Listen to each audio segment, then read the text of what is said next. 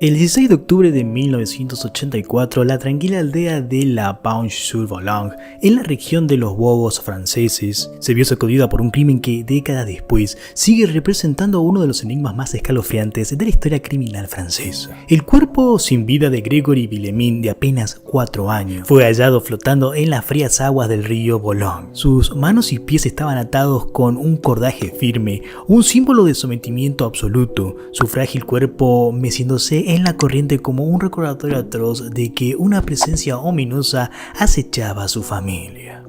Este crimen no solo arrebató la vida de un niño inocente, sino que también desencadenó una espiral de acusaciones, venganzas y traiciones familiares que sumergieron a Francia en un laberinto de sospechas y horror. Durante más de 4 años antes del asesinato, los Villemin fueron hostigados por un personaje enigmático que se autodenominaba Le Corbeau, el Cuervo. A través de llamadas telefónicas y cartas anónimas, este desconocido vertía amenazas de una frialdad escalofriante, envenenando la cotidianidad de la familia con su presencia invisible. Tu hijo pagará por tu arrogancia, rezaba una de las cartas dirigidas a Jean-Marie Villemin, el padre de Gregory. El día del asesinato, el teléfono sonó de la casa de los Villemin. Una voz siniestra pronunció una sentencia que heló la sangre de quienes la escucharon. He vengado al jefe. Pocas horas después, el cuerpecito de Gregory flotaba en el río. Un espectro de violencia y odio se había materializado, sumiendo a la familia en una pesadilla de la que nunca despertaría.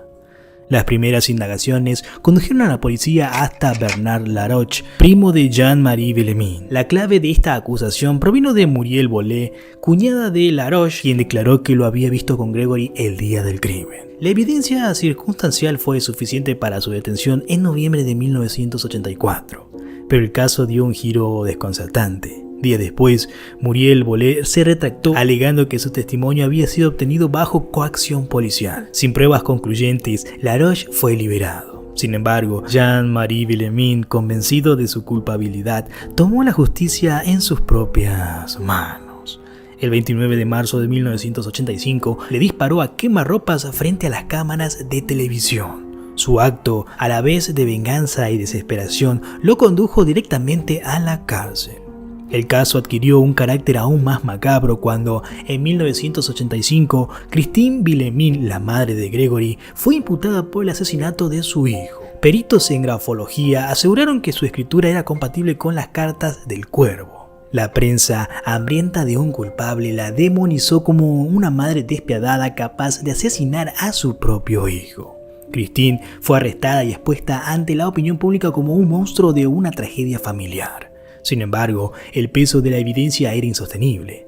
En 1993, tras años de hostigamiento, la justicia retiró los cargos por falta de pruebas. Christine fue exonerada, pero su vida quedó marcada para siempre por la infamia de una acusación injusta. En 2017, con los avances en tecnología forense, el caso se reabrió con análisis de ADN en las cartas del Cuervo. Se identificaron perfiles genéticos de familiares cercanos a los Villemin, incluyendo los abuelos de Gregory, lo que llevó a una serie de arrestos bajo la sospecha de conspiración.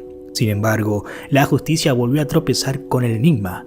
Si bien la evidencia sugería la implicancia de varios miembros de la familia con una oscura red de odio y resentimiento, la identidad del asesino material seguía oculta en las sombras. El caso se enfrió una vez más, dejando tras de sí un rastro de preguntas sin respuestas. Hoy, más de 40 años, y el asesinato del pequeño Gregory Villemin sigue siendo un abismo insondable. La identidad del Cuervo permanece envuelta en misterio, sus palabras resonando en el vacío. He vengado al jefe. Pero, ¿qué venganza se ejecuta sobre un niño de 4 años? ¿Qué abismo de odio se ocultaban en el seno de los Villemin?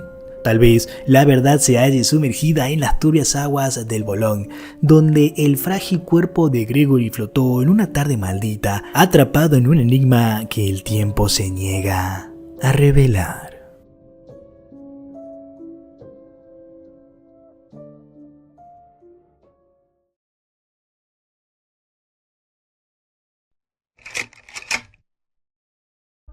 Fundada en la década de 1980, la Orden del Templo Solar emergió de las profundidades de la desesperación y la locura, liderada por el neonazi Luc Jouret, nacido en 1947 en el Congo belga, y su siniestro aliado Joseph Dimambro. Esta secta era una amalgama de esoterismo, masonería y creencias apocalípticas, destinada a preparar a la humanidad para una transición final y el regreso de Jesucristo como un Dios solar. Pero lo que comenzó como una promesa de iluminación espiritual se convirtió rápidamente en un viaje hacia la oscuridad más profunda, un camino sembrado de horror, violencia y muerte. Luc Jouret, un hombre cuyas convicciones extremas y pasado oscuro lo convirtieron en un líder temible, encontró en Joseph Dimambro un cómplice perfecto. Juntos forjaron una organización que prometía preparar a la humanidad para un cataclismo inminente. Los fundadores proclamaron que el regreso de Jesucristo como un Dios solar estaba cerca y que solo a través de su secta se podría alcanzar la salvación. Jouret, con un carisma siniestro y su habilidad para manipular, atrajo a cientos de seguidores ansiosos por encontrar el sentido en un mundo que se consideraba corrompido. La Orden del Templo Solar no era una simple congregación de almas perdidas. Sus rituales, envueltos en un misterio y terror, combinaban simbolismos masónicos con prácticas esotéricas que desafiaban la razón. Los miembros eran adoctrinados para creer que la humanidad estaba al borde del apocalipsis y que solo a través de un sacrificio supremo podrían transitar hacia un nuevo planeta, Sirius.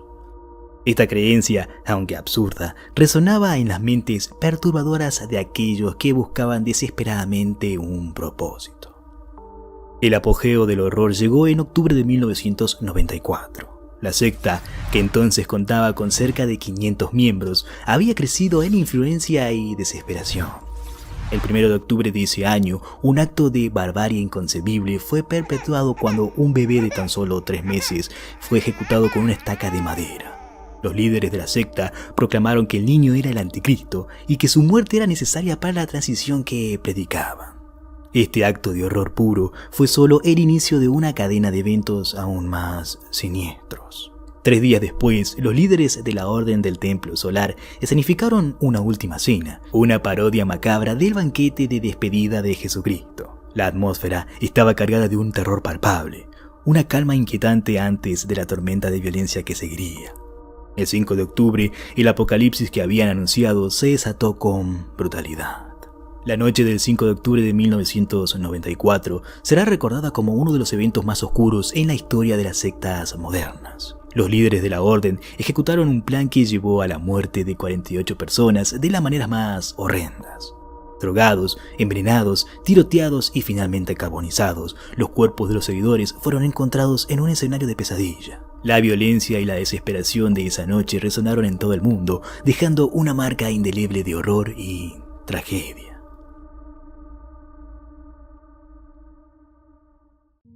A día de hoy, el verdadero alcance del horror perpetrado por la Orden del Templo Solar sigue siendo un misterio. El número exacto de víctimas permanece incierto y la secta, aunque fragmentada, dejó un legado de oscuridad y temor que perdura. Las investigaciones revelaron una red de complicidad y engaño que iba más allá de lo que la mayoría podía comprender, y las verdaderas motivaciones detrás de los líderes sigue siendo un objeto de especulación y temor. La Orden del Templo Solar, con mezcla de esoterismo, violencia y promesas apocalípticas, se erige como un monumento a la capacidad humana para el autoengaño y la barbarie. Sus prácticas y creencias, aunque enraizadas en las búsquedas de un propósito superior, se convirtieron en un vehículo para el horror y la destrucción. El legado de la Orden del Templo Solar es una advertencia sombría sobre los peligros de las ideologías extremas y el poder de la manipulación carismática. En las sombras de la historia, susurros de su existencia continúan despertando el terror en quienes recuerdan sus actos.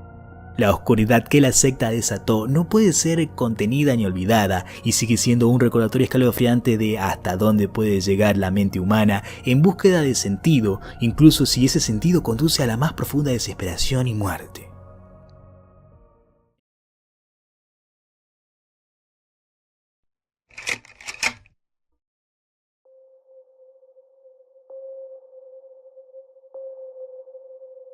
Cuando era niño, Miyazaki tenía problemas físicos. Su nacimiento prematuro lo dejó con las manos deformadas, que estaban permanentemente nudosas y fusionadas directamente con las muñecas. Debido a su deformidad, fue condenado al ostracismo en una escuela primaria y en consecuencia se mantuvo reservado y comenzó a leer mangas casi obsesivamente. Aunque originalmente era un estudiante estrella, sus calificaciones en la escuela secundaria cayeron drásticamente.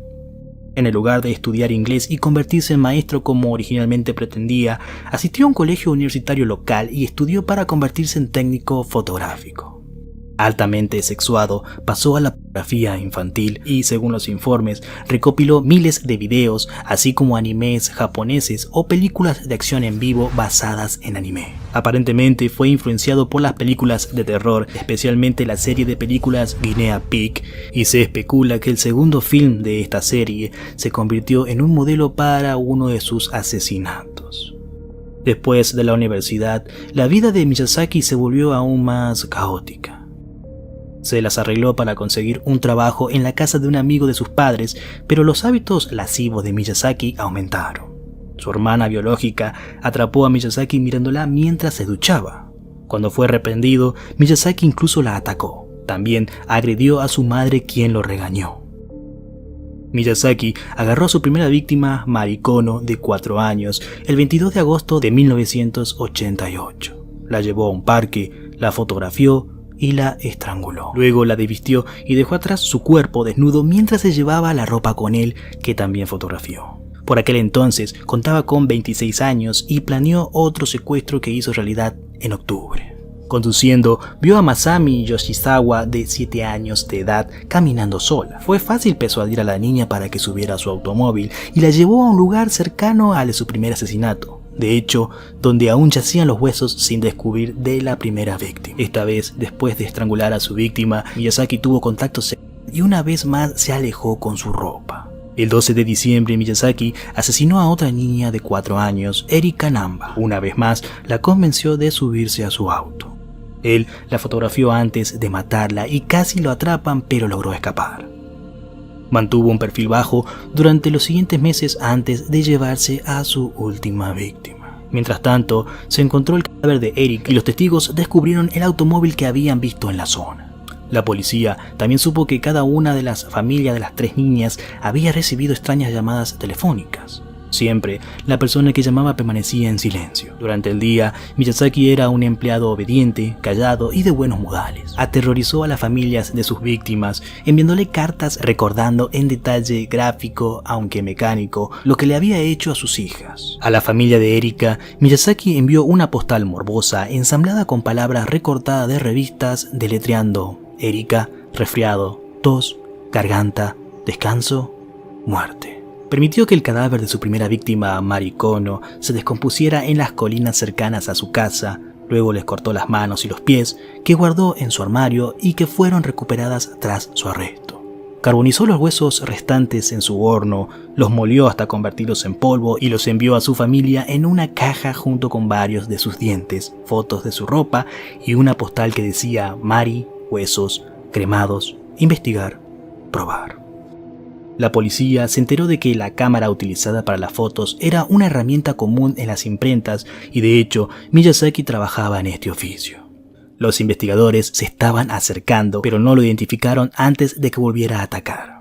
El modo de Miyazaki era en realidad desordenado, estaba lleno de lagunas. Todos sus crímenes fueron cometidos únicamente por instinto y pasión. Incluso estuvo a punto de ser atrapado varias veces. El 6 de junio agarró a Ayako Namoto, de 5 años, en un parque después de haberle tomado fotografías. Este cuerpo se lo llevó a casa para grabarlo en video. Claramente se sentía más audaz.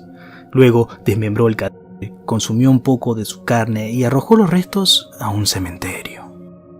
Mientras el cadáver fue encontrado e identificado rápidamente, Miyazaki permaneció libre hasta que cometió un error fatal. En julio de 1989 se acercó a 2 hermanas y atrajo a una. La otra corrió a casa para buscar ayuda. Su padre detuvo a Miyazaki en el acto de fotografiar los genitales de la niña golpeándolo. Maltrecho, intentó escapar en su auto, pero la policía lo detuvo. Atrapado, y aunque la policía ya sospechaba de él, ofreció una triste confesión de haber matado a las 4 niñas. Una búsqueda policial en su casa de 2 habitaciones arrojó una colección de 5.763 cintas de video, algunas que contenían anime pornográfico tráfico de películas slashers en su departamento y videos del mismo con el cadáver de una de sus víctimas. Intercalado entre el contenido había imágenes de video y fotos de sus otras víctimas. Contrariamente a muchos informes de los medios, la mayoría de las cintas contenían programas de anime regular. Las piezas centrales de su colección fueron las primeras 5 películas de Guinea Pig, las cuales adoraba. Como era de esperarse, estos crímenes alimentaron un pánico moral contra los otakus y el anime en Japón. Miyazaki, quien mantuvo una conducta permanentemente tranquila y serena durante su juicio, pareció indiferente a su captura. En 1989 fue declarado culpable de lo que se le conoció como los asesinatos del otaku. A lo largo de 1990, Miyazaki permaneció encarcelado mientras la prefectura de Saitama lo sometió a una serie de evaluaciones psiquiátricas que terminaron con la conclusión en 1997 de un equipo de psiquiatras de la Universidad de Tokio de que Miyazaki, aunque sufría un trastorno de personalidad múltiple y esquizofrenia extrema, todavía era consciente de la gravedad y las consecuencias de sus crímenes y por lo tanto era responsable de ellos. Poco después, Miyazaki fue condenado a la muerte en la horca. Después de su arresto, admitió que solo quería que su familia lo escuchara. Culpó a sus padres por descuidarlo. Miyazaki estaba seguro de que había tratado de abrirse a su familia. Tras la condena de su hijo, el padre de Miyazaki, que se había negado a pagar la defensa legal, se disculpó en público y se suicidó. Tsutomu Miyazaki expresó su temor de ser ahorcado, el método de ejecución estándar en Japón, solicitando en su lugar una inyección letal al estilo estadounidense. Su vida en prisión fue esencialmente la misma que cuando cometió sus asesinatos, pasando sus días leyendo mangas y viendo anime en un pequeño televisor en su celda. El 17 de enero del 2006, la Corte Suprema de Justicia confirmó la sentencia de muerte original. Los últimos días de Miyazaki los pasó intercambiando cartas con Hiroyuki Shinoda, uno de los editores de una revista japonesa. Hubo alrededor de 300 cartas enviadas por Miyazaki. Ninguna carta expresó ningún remordimiento. Miyazaki incluso maldijo al juez que trató su caso como un idiota, sin olvidar que todavía glorificaba las atrocidades de su pasado.